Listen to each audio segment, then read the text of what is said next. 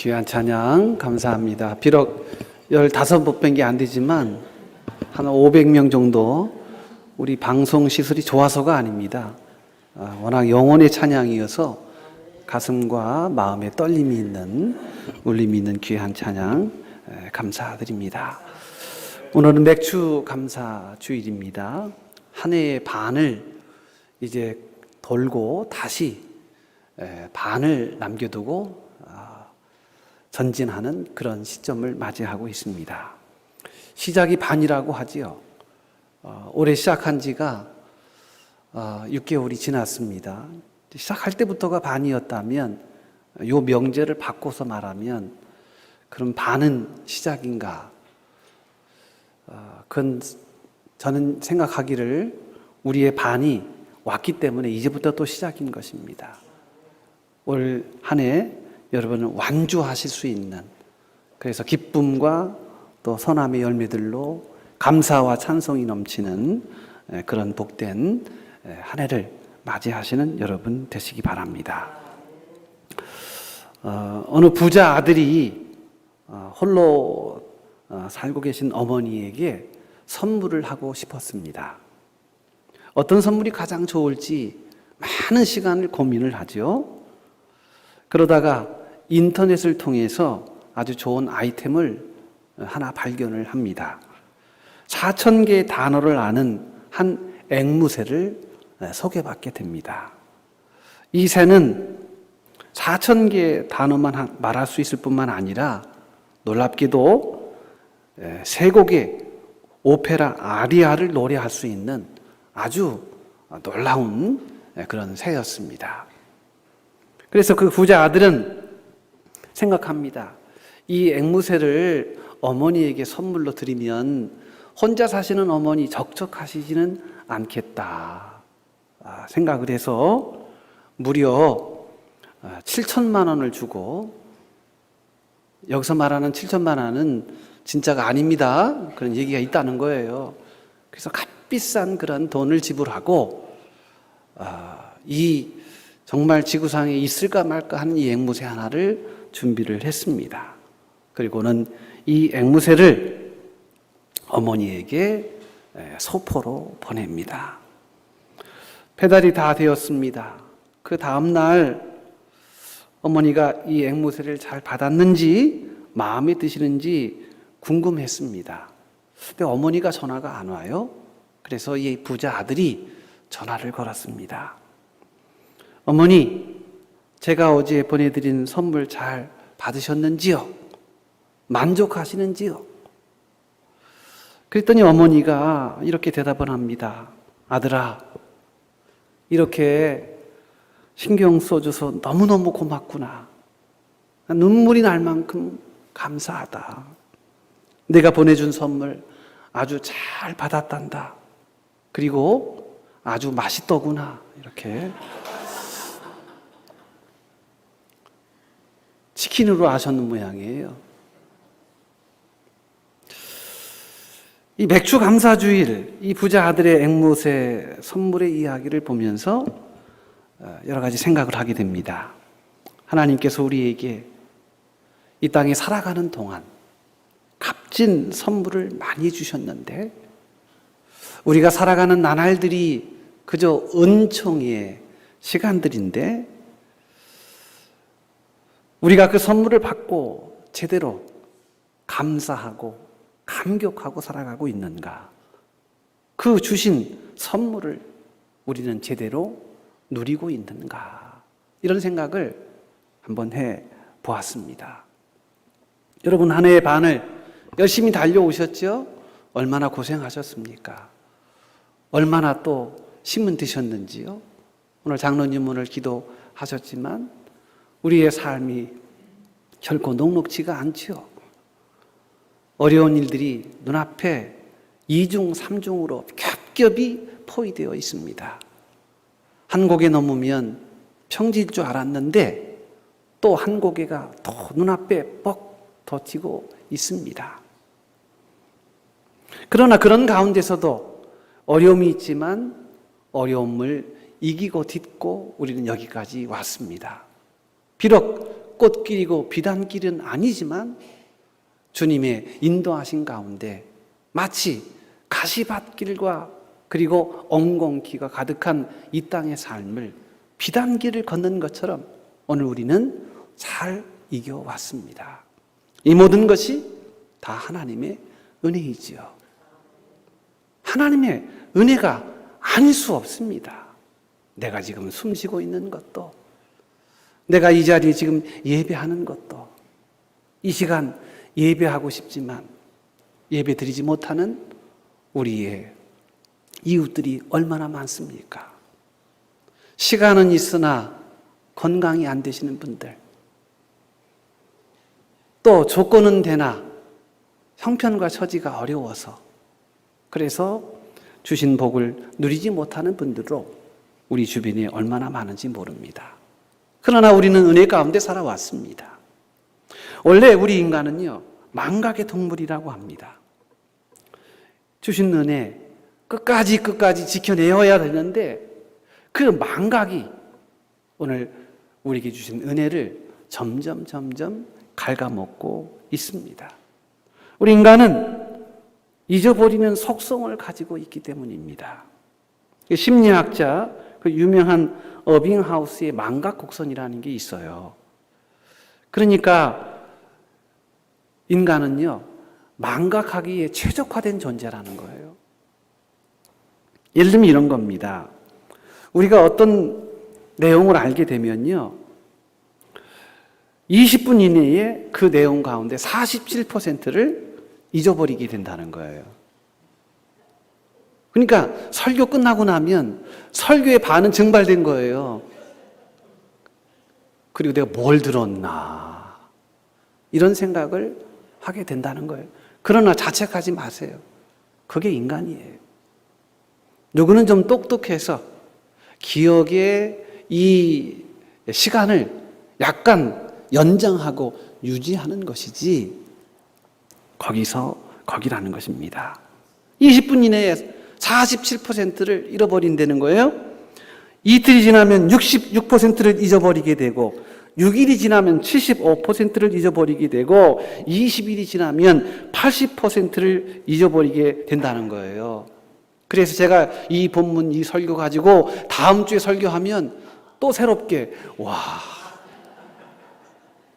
이렇게 된다는 거예요.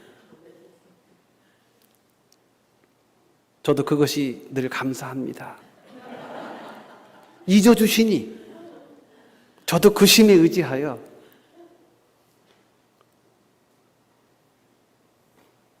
결국 한 달 정도만 지나면 아주 특별한 사건, 아주 끔찍하거나 아주 결치명적인 그런 사건 외에는 남아있는 것들이 없을 만큼 다 증발되고 만다는 것입니다. 그런데 정말 안타까운 것은요, 다 증발되어도 다 잊어버려도 잊지 말아야 할 것이 있는데 잊지 말아야 할 것조차도 잊어버린다는 것이 오늘 우리가 처한 실존적인 한계인 것이지요. 우리가 하나님의 큰 은혜를 체험했더라도 또 시간이 지나면 다 잊어버립니다.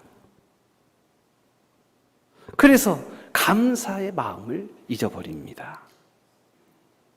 하나님께 받은 바 그 큰 은혜를 잊어버리게 되면서 마치 시간이 지나면 그 우리가 마시는 차가 시간이 조금 지나면 식어지듯이 감사하는 마음도 점점 식어지고 맙니다. 그래서 감사를 잃어버리게 된다는 거예요. 여러분 지금 여러분 앉아서 예배를 하나님 앞에 드리시는데 여러분 지금 하나님 앞에 감사하십니까? 한 해 살아오면서 한 해 반을 살아오면서 지금 이 자리에 앉아 예배하는 여러분의 영혼의 그 깊은 곳에 하나님을 향한 감사의 마음은 지금 들끓고 있는지요?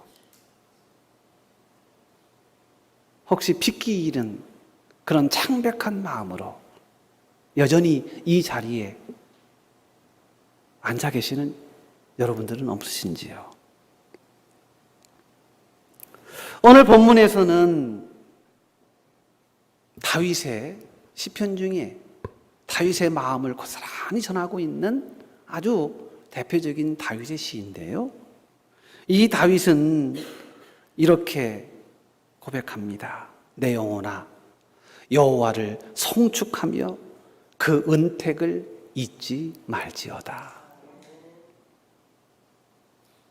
그래서 다윗에게 있어서의 기도 제목은 뭐냐 하면 하나님의 은혜를 잊지 않는 거였어요.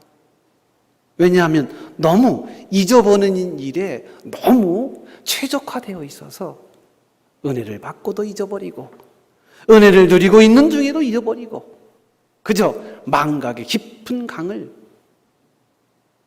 허우적거리고 있다는 것입니다. 그래서 이 다윗은 내 영혼아 여호와를 찬양하며 그 하나님의 은혜를 잊지 말자 하고 본인 자신을 향하여 다독이는 말입니다. 그 은혜를 잊지 말자. 잊어서는 안 된다. 여러분, 이 은혜를 어찌하면 잊지 않을 수 있을까요? 어떻게 하면 그 받은 바 은혜를 감사하며 그 감동의 마음으로 들끓는 그 감사의 마음으로 변함없는 이 찬양의 삶을 살아갈 수 있을까요? 심리학자들은요, 기억을 유지하려면 딱 두 가지가 필요하다는 거예요. 이건 어느 영역에서든지 다 유효합니다. 여러분, 잊지 않는 방법은 두 가지래요. 하나는 반복하는 것입니다. 반복하는 거. 우리가 믿음을 그 피시스라고 그래요. 그 헬라어로. 그래서 이제 바울 서신 같은 데 보면 믿음이란 말이 굉장히 많이 나오는데 이 피스티스라고 합니다. 피스티스. 근데 여기서 파생된 또 하나의 말이 뭐냐 하면 피스톤이라고 그러죠. 여러분 피스톤이라고 알잖아요. 내연기관에 에너지를 만들어서 이 수직 운동을 결국은 수평 운동으로 에너지를 전달해서 변환해서 그래서 에너지가 힘이 앞으로 굴러가도록 하게 하는 그 힘을 만드는 기관이 이 피스톤이에요. 그래서 피스톤이 상하 운동을 막 합니다. 그래서 힘을 만들어낸다는 거잖아요. 이게 믿음이란 말과 같은 의미를 갖고 있는 거예요. 믿음은 뭐냐? 믿음은 반복이에요. 반복해서 믿음이 구체화되고 믿음이 능력이 되는 것입니다. 그래서 반복하는 거예요. 또 하나, 잊을만 할 때 우리는 그 기억을 온전히 잡아내기 위해서 강한 자극이 필요하다는 거예요. 그래서 강한 자극이 오면요, 있는 그런 망각을 쉽게 극복할 수 있다는 것입니다. 이걸 각인이라고 그러죠. 각인한다. 마음에 새긴다는 것입니다. 여러분, 하나님의 은혜를 잊지 않고 풍성한 이 감사의 삶을 살아가기 위해서는요, 잊지 말아야 할 결정적 사건을 우리가 항상 마음에 각인하고 있어야 된다는 거예요. 그 이스라엘 백성들에게 저들의 신앙과 영혼에 아주 가장 중요한 핵심이 하나 있어요. 그게 뭐냐 하면 출애굽 사건입니다. 430년 동안 이스라엘 백성들이 애굽의 노예살이를 하지 않습니까? 그때 이 이스라엘 사람들의 고통과 이 아픔을 아신 하나님께서 친히 저들 가운데 하감하셔서 저들에게 새로운 길을 열어주셨는데 440년의 운명의 고리를 깨뜨리는 하나님의 강권적인 역사하심으로 출애굽을 하게 됐다는 거예요. 여러분, 이건 잊을 수 없는 일이잖아요. 이스라엘 됨은 하나님께서 430년 동안의 노예살이했던 이스라엘 백성들을 하나님이 친히 해방케 해주셨다. 이것이 저들의 영혼의 아주 가장 중요한 핵심적인 가치였던 거예요. 그래서 그것을 잊지 않으려고 이스라엘 백성들이 제도하는 것이 뭐냐 하면 그게 바로 감사절기입니다. 이스라엘은요, 하나님이 간섭하심으로 민족이 생겼고 나라가 생겼고 저들의 미래가 열렸습니다. 그것을 잊지 않게 하기 위해서 1년을 12개월이라면요 7번의 절기로 저들의 생활을요 완전히 하나님 중심의 꼴로 만들어 갑니다. 그 중에 3개가요 오늘 이제 말씀드린 내용을 포함해서 유월절, 그리고 77절, 혹은 맥주감사절, 그죠? 77절이나 맥주감사절은 똑같아요. 그리고 오순절, 초막절. 이렇게 해서 3개의 절기는 이스라엘의 아주 근간이 되는 중요한 절기입니다. 그 절기를 통해서 하나님을 기억해내는 거예요. 그런 절기가 이스라엘의 신앙을 살려내는 그런 아주 중요한 동력이 되었다는 것입니다. 사랑하는 성도 여러분, 오늘 우리에게도 마찬가지입니다.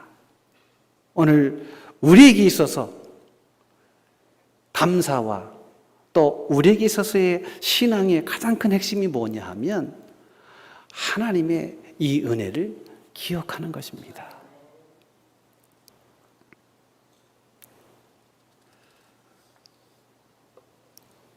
그런데 오늘날 현대인들 중에는 감사가 부재합니다. 잘 감사하지 않습니다.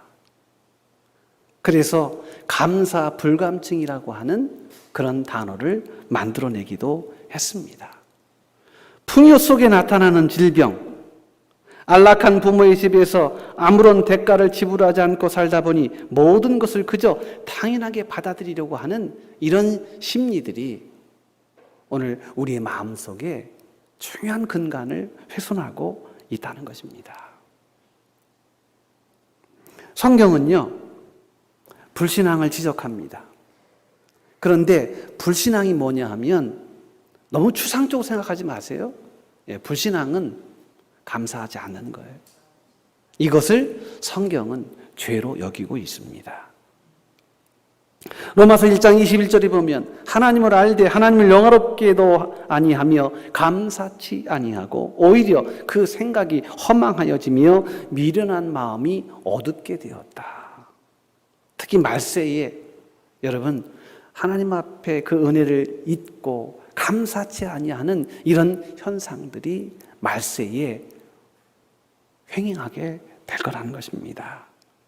디모데후서 3장 1절에서 2장 1절에 보니까 이런 말씀이 있어요. 너는 이것을 알아라. 말세에 고통하는 때가 이를 것이니 사람들이 자기를 사랑하며 돈을 사랑하며 자랑하며 교만하며 비방하며 부모를 거역하며 감사치 아니하며 거룩하지 아니하며.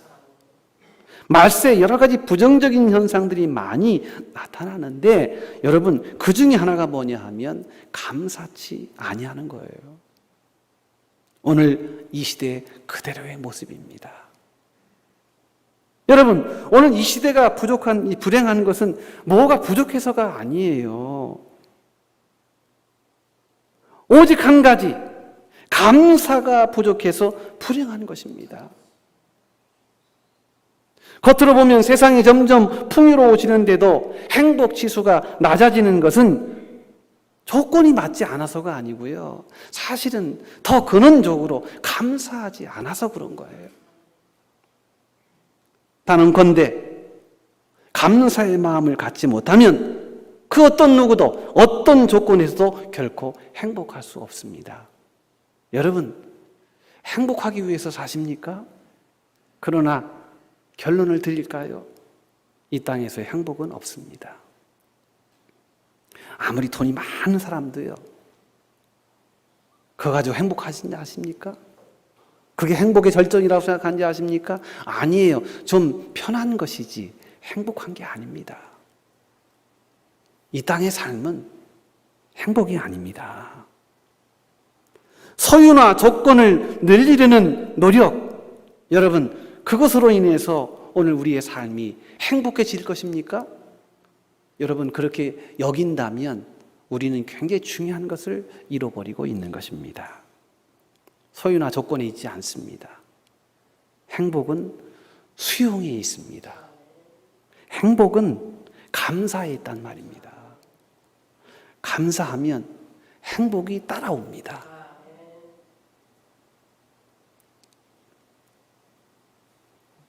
행복하기 때문에 감사한 게 아니라니까요. 감사하기 때문에 행복한 거예요.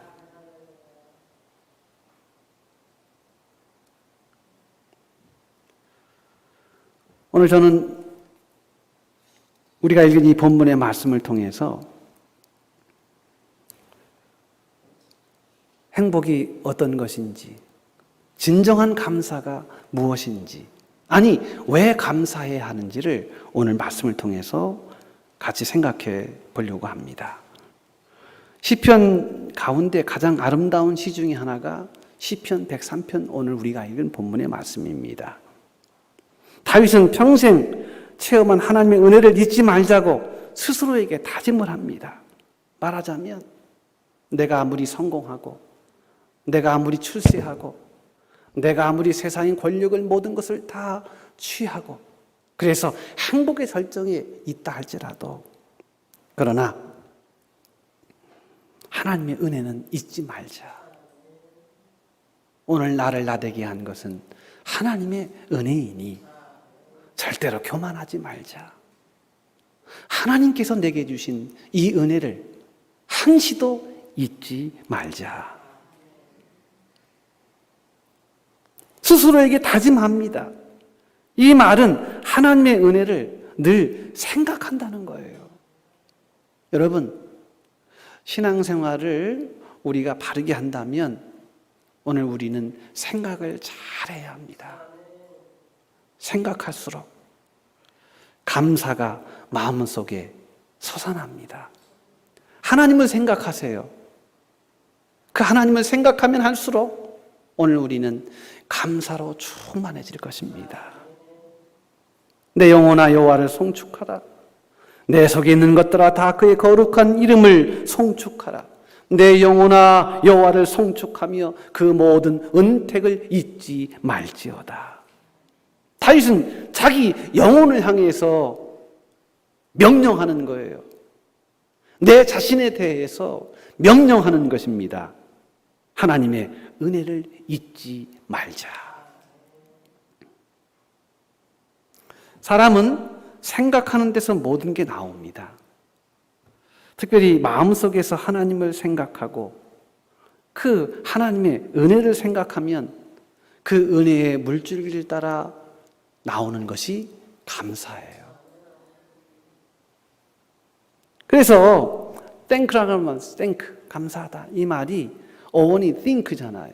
생각한 데서부터 오는 거잖아요. 여러분, 우리가 하나님을 깊이 생각하면 감사가 따라옵니다. 다윗은 자신이 지내온 생애 가운데 체험한 하나님의 은혜를 생각하고 하나를 떠올립니다. 아, 내 인생, 그 거친 삶의 인생 가운데 하나님이 개입하셔서 죽을 고비를 넘고 인생의 고난의 과정들을, 광야의 시절들을 겪어내고 지금 이 자리에 앉아있는 그 모습 속에서 하나님이 내 삶에 개입하지 않으셨다면 나는 영원히 죽음의 노예가 되고 말았을 텐데, 하나님을 생각하니 그저 감사가 넘치는 것입니다.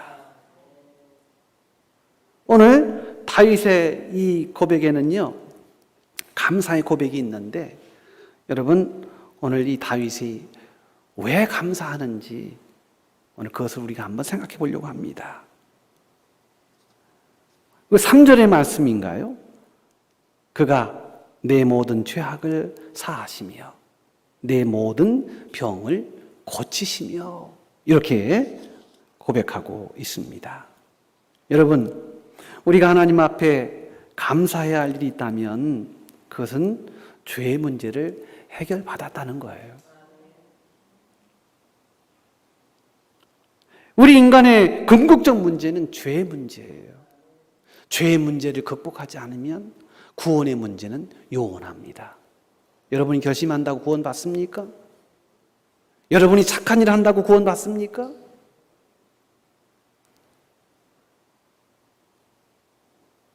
우리 시커먼 죄를 펑펑과 하이타이 풀어서 닦는다고 닦여지나요? 여러분, 죄의 문제는 내 힘으로 감당할 수가 없어요. 죄의 정결함을 입지 않으면 우리는 하나님 앞에 나아갈 수 없습니다. 정말 이 죄는 누구도 해결할 수 없습니다. 오직 하나님만이 해결할 수 있습니다.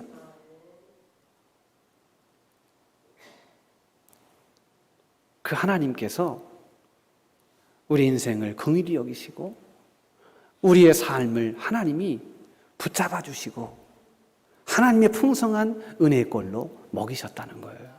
오늘 읽지는 않았습니다만요. 여러분, 하나님이 우리 인생을 향하여 하지 못하는 4가지가 있어요. 하나님은 전지전능하신 하나님이시죠. 무소부지하시고 절대 권능이 하나님 아니십니까? 이런 하나님이 하시지 못한 일이 4가지가 있어요. 우리 인생을 향하여 당신의 택한 백성을 향하여 하지 않으시는 하나님의 절대 의지가 4가지가 있다는 거예요.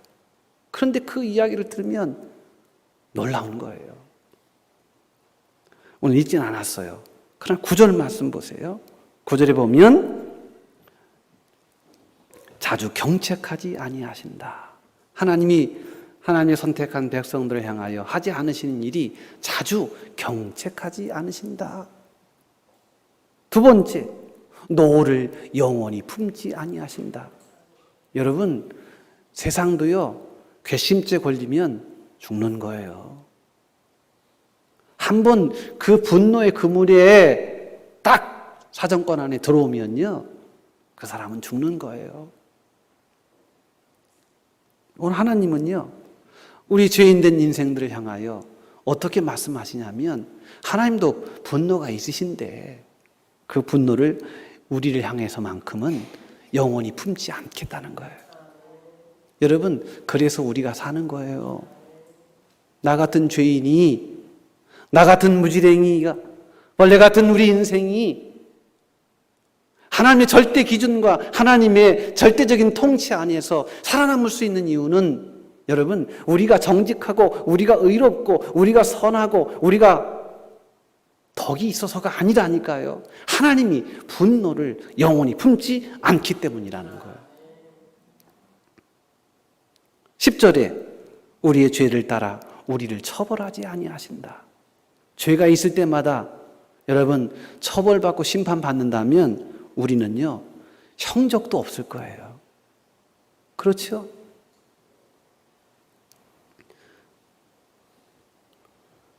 십 절 후반절에 우리의 죄악을 따라 우리에게 그대로 갚지 않으셨다.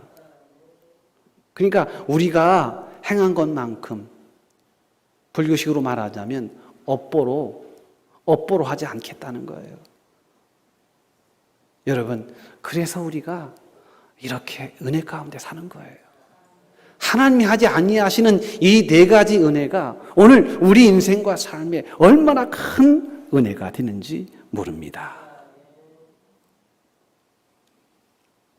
여러분, 제일 행복한 사람이 누구냐면요, 용서받은 사람이에요. 용서받은 사람이 제일 행복해요. 시편 32편에 보니까 허물의 사함을 받고 자신의 죄가 가리워진 자는 복이 있도다. 내가 죄가 많아요. 그런데 하나님이 내 죄를 덮으시고 너 죄 없어 하고 용서하시는 그 용서의 복이 최고의 복이라는 것입니다.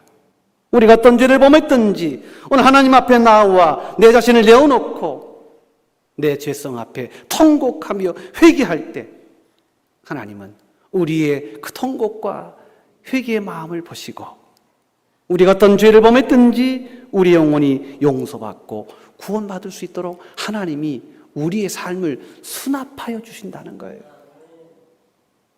저는 아주 좋은 단 하나를 발견했어요. 하나님이 우리를 수납하고 있다는 거예요.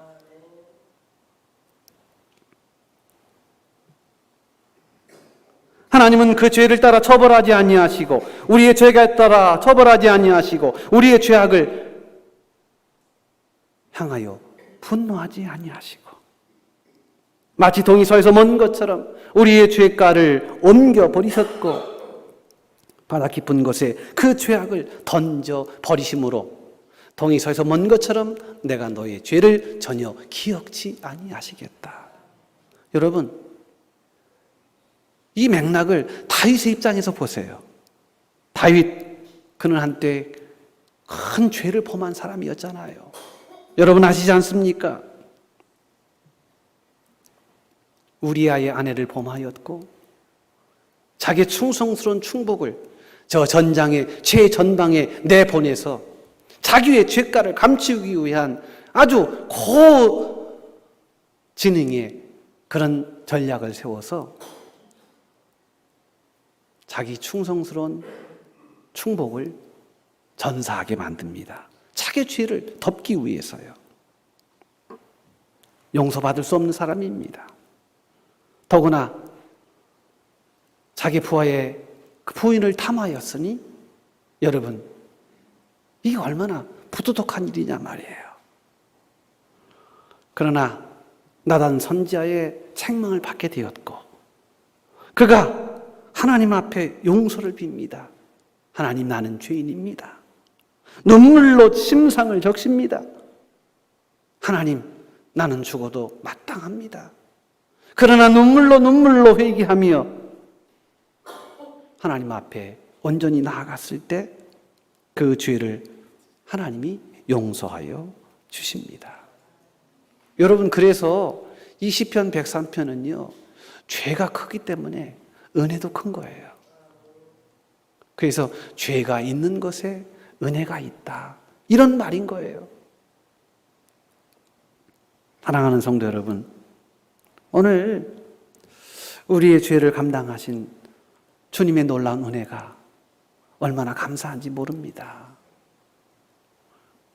나 같은 죄인을 주님이 버리지 아니하시고 냉선하고 추악하고 늘 악한 것만을 도모하며 그 속에 썩어 부패한 것으로 진동하는 우리의 전적 부패한 우리의 인생을 주님, 나 같은 인생을 위해서 하나님의 아들이신 예수 그리스도께서 나를 위해 피를 흘리셨다는 사실이 너무나 감사한 거예요.